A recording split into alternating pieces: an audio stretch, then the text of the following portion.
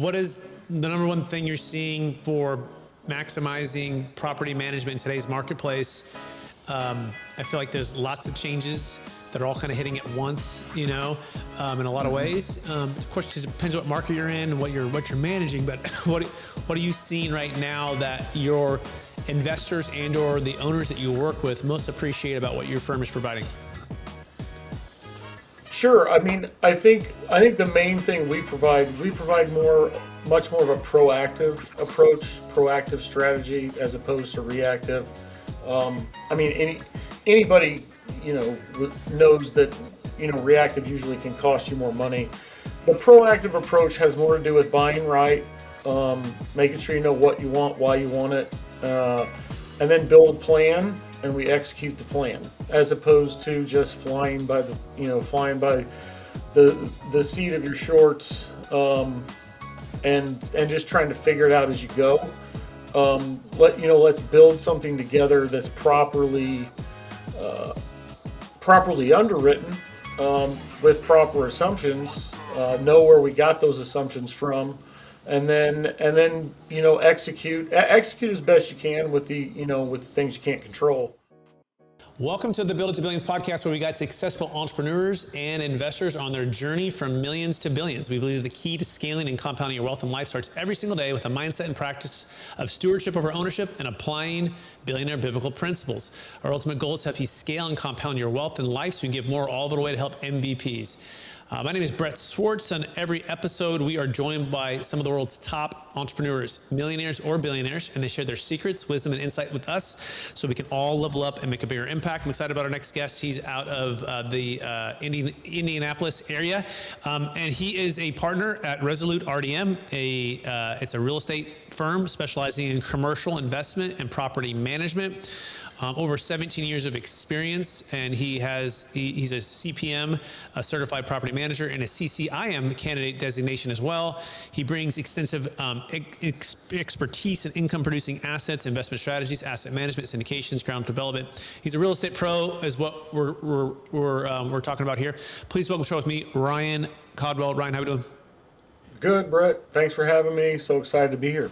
Absolutely. And for our listeners getting to know you for the first time, maybe just give us a little bit more about your story and your current focus, and then we'll dive into how to build some wealth in today's market with property management. Sure. I grew up in the business. My dad owned some affordable apartments when I was younger. So just cut my teeth mowing grass, changing toilets, doing the stuff you got to do when you're a newbie, and grew that into a several hundred property portfolio, and then have just been leveling up ever since. Switched from did a couple hundred flips. Didn't necessarily like not being able to control all of that, so then got into ground up development, and then that's migrated into some of the bigger projects we're a part of now. Excellent. Yeah, that's great. And so let's dive right into it. What is the number one thing you're seeing for maximizing property management in today's marketplace? I feel like there's lots of changes that are all kind of hitting at once, in a lot of ways. Of course, it depends what market you're in and what you're managing. But what are you seeing right now that your investors and/or the owners that you work with most appreciate about what your firm is providing? Sure. I mean, I think the main thing we provide much more of a proactive approach, proactive strategy as opposed to reactive. I mean, anybody knows that reactive usually can cost you more money. The proactive approach has more to do with buying right, making sure you know what you want, why you want it, and then build a plan and we execute the plan, as opposed to just flying by the seat of your shorts, and just trying to figure it out as you go. Let's build something together that's properly underwritten, with proper assumptions. Know where we got those assumptions from, and then execute as best you can with the things you can't control. But I mean, the main thing that a lot of the things we're getting brought into is just it totally depends on the asset class type. I mean, office here in Indianapolis, there's a lot of flight to quality. So your BC assets, they're going to have to be repositioned in a different way. Multifamily here, tons of delivery on new units. So that's creating downward pressure on your B and C quality units. Totally just depends on the asset type. It depends on when you bought it. Depends on if you've got any of those interest rate pressures, how leveraged you are, all those different kinds of things. So whenever we get involved with somebody, it's learn who they are, learn what they did, and build accordingly. Yeah, I could agree with you more, Ryan. And by the way, you can learn more about Ryan by finding him on LinkedIn. And Cadwell is spelled Cadwell. I feel like there's three things to every deal, and whether it be management, whether it be acquiring, whether it be exiting, and there's cash flow, which most people know, right? But there's also tax flow, and the third one is also debt flow. I think a lot of people got, maybe a little bit too comfortable with thinking that interest rates would be down or low for I had one client tell me, oh, they're going to be low forever kind of thing, right? So that's called that debt flow, and they take that for granted, and obviously we're seeing the consequences of these resets now. Tax flow, they're like, hey, I'm going to buy all these deals because I got this 100% bonus depreciation. And if I don't buy it now, next year's going to be 80, and it's going to be 60. And so that was driving, some of this, their tax flow I can offset and just, and then you have, cash flow, which you had these double-digit rent growth in a lot of markets across the country for many years. And it was like, man, this thing is just sweet. It's going to keep growing. I remember sitting back going, this is a little crazy. This reminds me a little bit of '06, and '05. And we have a strategy where we can help people exit and defer tax and not have to deal with 1031s and all this stuff. But I'm curious, going back a couple of years, being in the property management business, what was your feeling in your gut of before 2022? So, well, before 2022, it was, holy shit. Like, how do we stay on top of all the changes that came out of COVID, just from an execution standpoint? But the bigger thing with what you alluded to, especially with people that thought debt was never going to go back up, what other direction could it go? I mean, the only other way it could go is up. So, I mean, I spent a lot of time going and talking to my lender partners. I had other brokers in the market.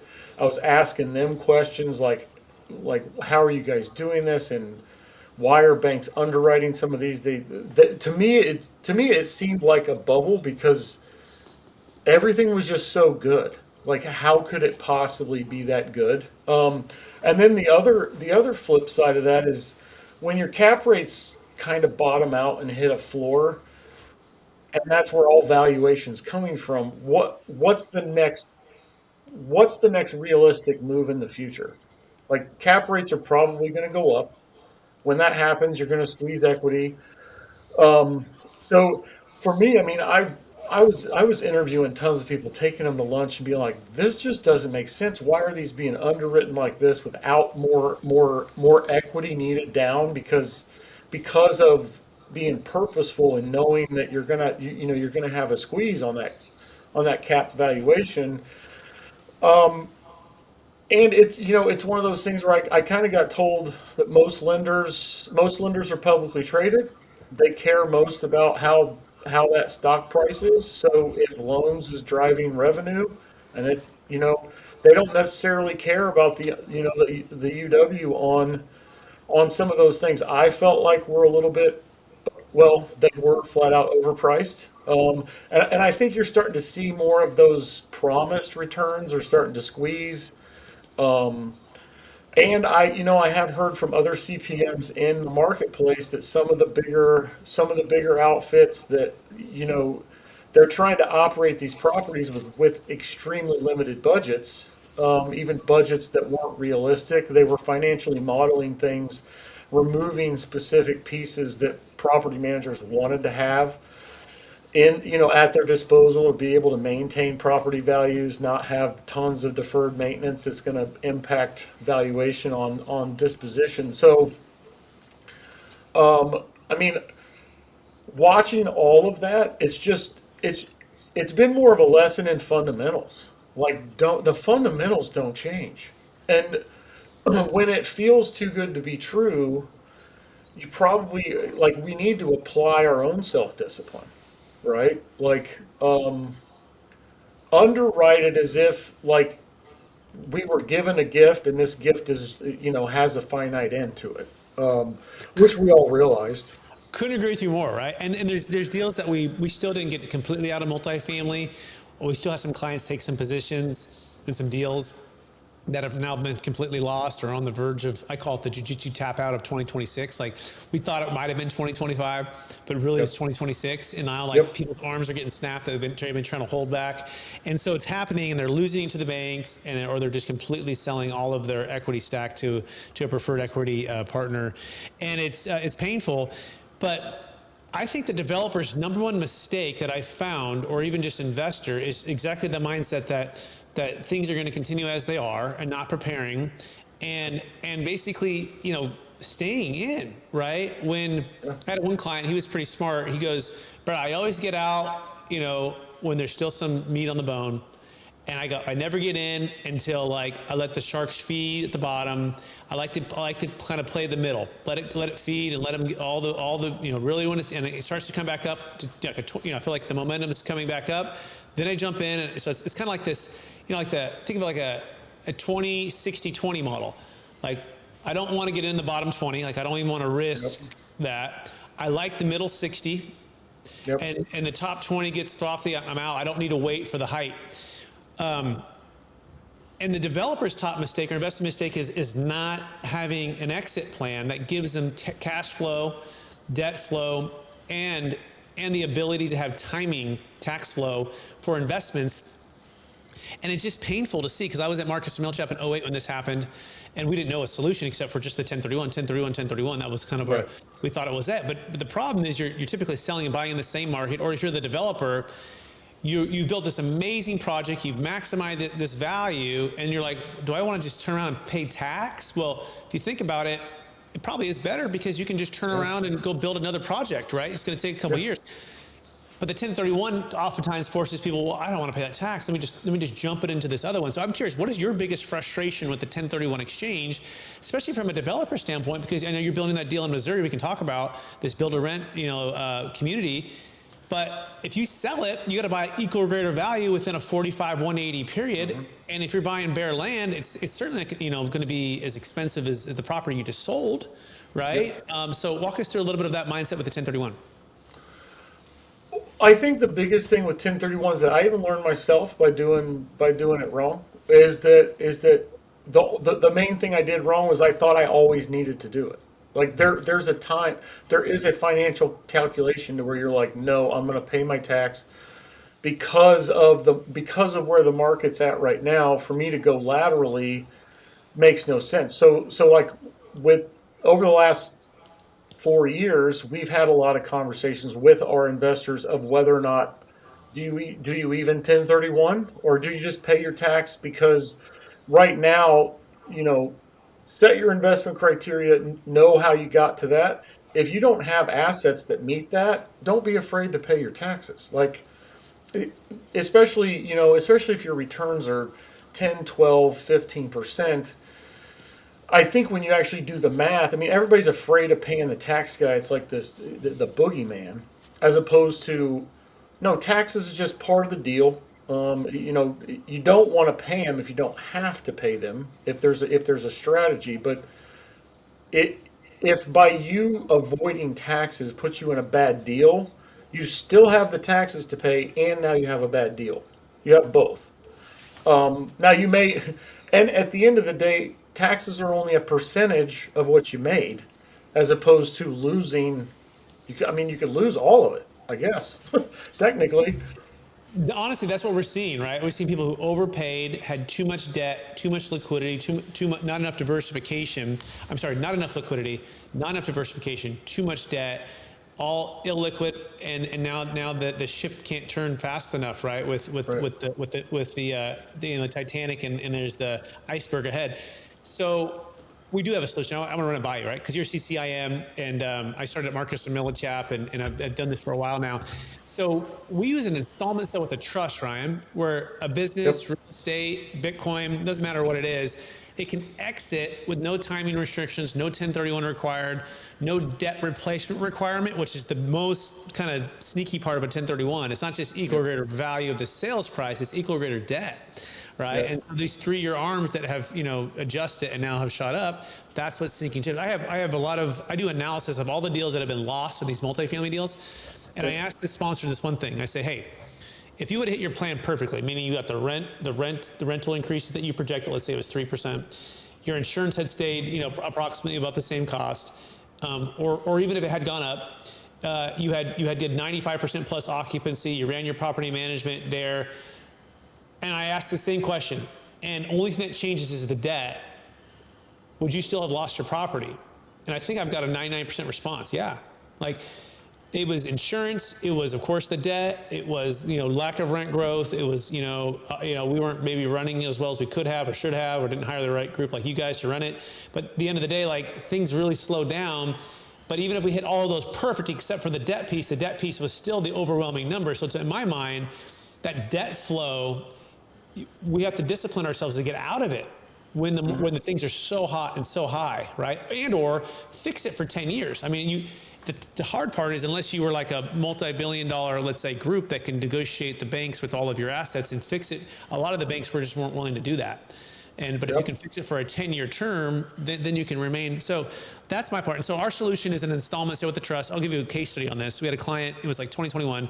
They sold a car wash in San Diego. They built it for $4 million. They're developers, by the way. That's their number one way they make money, is they develop it. Well, within a year and a half, the value went to $13 million.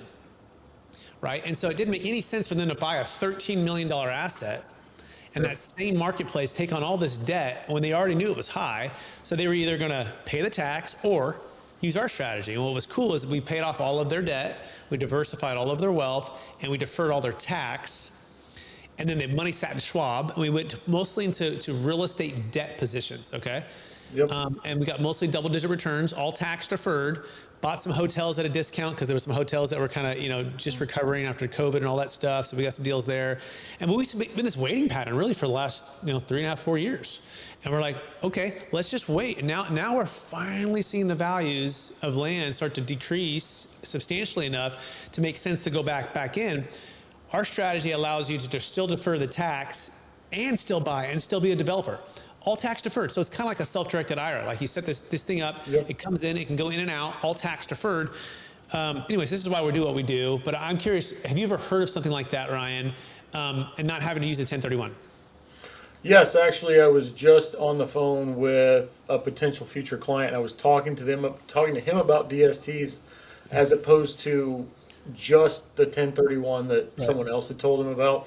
And I was like, well, if there's nothing else, and walking through the same strategy you just went over, and I was like, there's a way to do this over time. There's a way to do this, even if part of it went to the DST, part of it went in, we can be as creative as we want.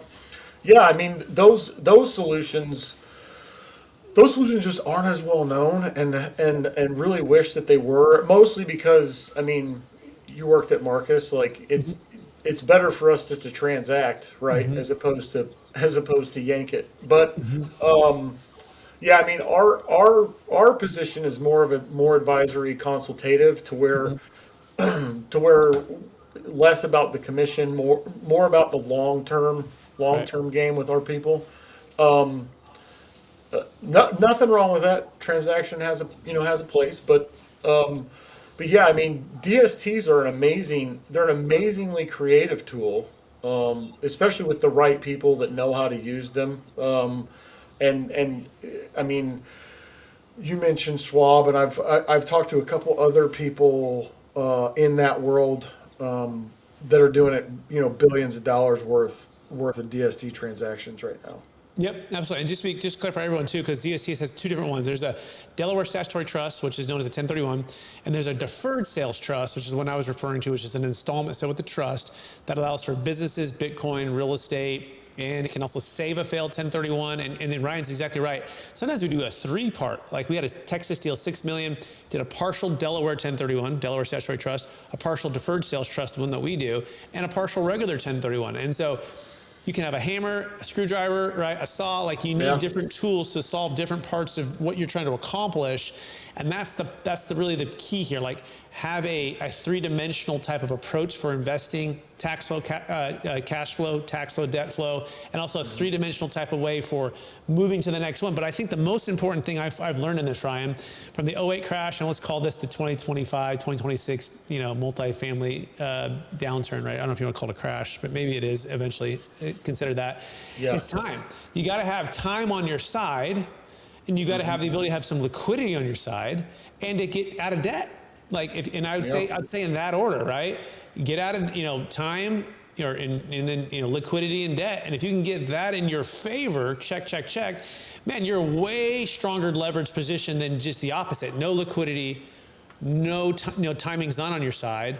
Having to stay in debt, you're kind of handcuffed in that marketplace. If people want to learn more, go to capitalgainstaxsolutions.com. It's capitalgainstaxsolutions.com. Okay, let's keep going here, Ryan. Talk about Missouri, that deal that you're working on. It's built to rent.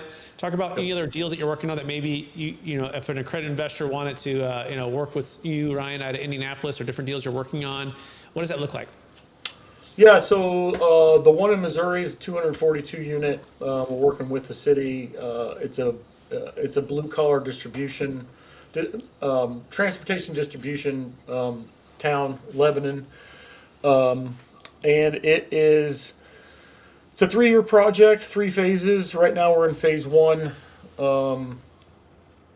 That'll be 50 total buildings, 100 total units. We're expecting that to be done in about 18 months. Return on that is projected IRR at about 18.5 to 20%. If you're interested, reach out, give me a call. Let's have a conversation. The other thing we're doing around here, we're working on a new concept within the industrial space in some of our growth markets right now. I'll be rolling that out on our website. Don't want to deep dive that quite yet publicly, but it is an industrial play. It's meeting the market needs. I think projected returns on that are, right in that 17 to 19 range right now. Until we get a few things locked down. Can't really expand on that, but it is a small bay industrial. Love it. I love industrial. Yeah, and I love the build to rent concept. So it's duplexes, right? That's what you're building there in Missouri. Yep. Yeah. And then you say three-year project to building it all fully, mostly rented out. And then do you plan to sell it in 3 to 5 years, or just continue to hold? What's kind of the general? So that particular that's actually the one in Missouri is actually both, because we're working really closely with the city. The city specifically said they wanted us to help answer the affordable housing product need that they have. So we're very purposeful in that we're building them all in a similar way. They'll have their own colors and everything on the outside, but some of them are going to be available for sale. So if you bought, say you bought 20 of them and you wanted to sell 5, you could technically do that.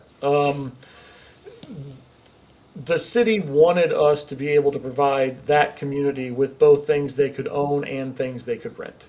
So right now, we're answering that need, and we're planning on operating phases 2 and phases 3. Potentially, could be some TIF dollars in that. And then phase 1 is going to be mostly all sales, but plan B for us is to rent them, get them. By the way, I'm going to give you a little tax tip that you may or may not know, but one of the best, most flexible ways to structure these types of deals is an LLC tax as a partnership, because you have multiple partners, right? Yep. And then you can assign your interest as an example to trust, and as you sell in tranches, like those first 20 or whatever, even though you're paying off the debt, the tax is still deferred. And I've worked with developers in the past, and then eventually you sell out of all 240 and you have this pile of cash, but it's all in an installment sale, right? Versus having to try to, typically you cannot 1031 unless the whole entity moves and all the partners move all at once. This is a nice way to strategically exit in tranches, yet still maintain the tax deferral along the way. Just a little bonus tip, on there. And usually we don't geek out so much, but your CCIM and your background with management and development and investments is kind of unique here. That being said, any other, just thoughts on the market or things that you're seeing? Like, what's your sense of where we're at? Anything else you want to add before we go to the lightning round?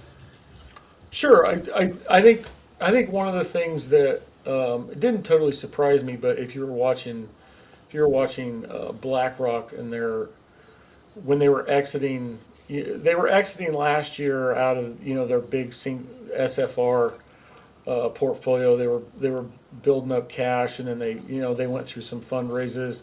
And then this year, everybody was expecting more people to start buying that commercial asset, the distressed stuff. And instead of buying them, they're just going straight for the loans. They're just cutting equity straight out. I mean, I think like once I saw that, I was like, okay, this is really this was really the wave that was being created between 22 and 24 is somebody coming in and just saying, well, I don't really want to deal with all the equity people. I'll just buy the note, and when we foreclose and we've got the asset. So just keeping in mind that strategy is out there, and that there are people that use it, know about it, use it, and they just use it when the market presents the opportunity. Interesting. And you're saying specifically they're doing it with like retail or office, industrial, and multifamily, I imagine, BlackRock. Some of the sources that I've been reading, they're going straight for the notes, the distressed loans. Yeah. Any distressed notes, basically anywhere in the commercial world, whether it be multifamily, large or retail or industrial office, it doesn't really matter. They're just like, let's just go straight for the notes because we think they don't have the ability to do the capital calls for their investors. That's dried up. And the banks may or may not want to have to deal with it. So let's just, we'll buy it and we'll wait. We know there's enough equity in the deal to service our note, or at least to recover our note, but hopefully there's some extra layover and we'll get the bonus on top of that. Is that a fair summary? Yeah. I mean, they're essentially using that as a way to realize a corrected value. I mean, they're correcting valuation through that acquisition process. Yeah. Fascinating. Well, thank you for sharing. That's a good insight. And I guess it's good to pay attention, right? Like if BlackRock is getting out of SFR last year, right? You might say, okay, it's like kind of follow Warren Buffett a little bit, right? Be like, okay, they know something. How can I de-risk my positions in SFR, right? And so, but that being said, too, every deal and every market's specific, right? I mean, you're building these the duplex B2R, so it's not that simple. But okay. That being said, let's move to the lightning round. You ready, Ryan? Sure. All right. Maybe the number one book you recommended the most in the past year. Obstacles Away. Excellent. Question number 2. What are you most curious about right now?